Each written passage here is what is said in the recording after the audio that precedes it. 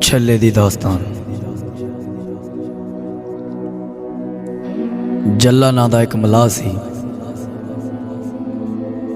जिहड़ा कि सवारियां नूं इस नदी तो उस पार छड्ड के आया करदा सी ते उहने अपने पुत्र नूं बड़े प्यार दे नाल पालिया सी। जदों उसका पुत्र जवान होया 12 साल दा होया तो एक दिन जल्ले मलाह की तबीयत बहुत खराब हो गई ते सवारियां ने आख्या कि घाइयां दे पुत्रां ने भी तां घाह ही खोतरना हुंदा है कि तेरा ये पुत्त सानू छड्डेगा। ते जदों उसका पुत्र सवारियां नूं छड्डण गया ते मुड़ वापस ना परत्या ते जल्ला मलाह अपने पुत्र दे गम दे विच पागल हो गया ते उस पुत्र दा नाम छल्ला सी।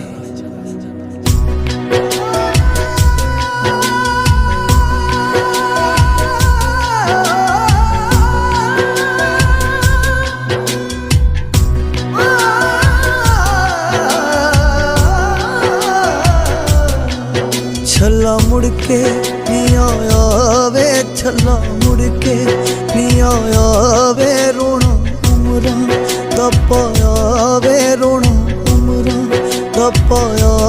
मलयाई देस पर आया, मलयाई देस पर आया। गल सुन छलिया कावा वे मावा ठंडियां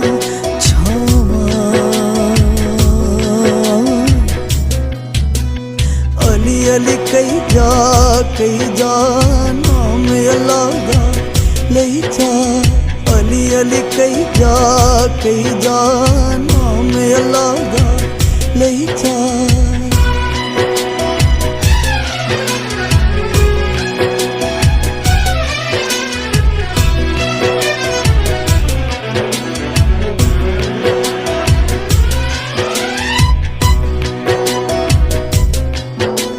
जदों जल्ला मलाह पागल होया फिरदा है ते वो पानी विच हथ पिया मारदा ते लोकी उहनूं पुछदे ने कि ओ जल्लिया पानी विच हथ मार के की लभना पिया होए। ते जल्ला आखण लगा ओ लोको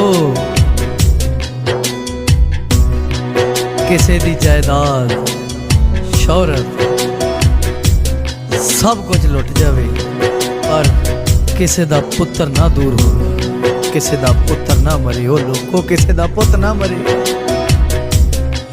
छल्ला नौनो खेवे ओए, छल्ला नौनो खेवे ओए, पुत्र मिठड़े मेवे ओए, पुत्र मिठड़े मेवे ओए। अल्लाह सबनू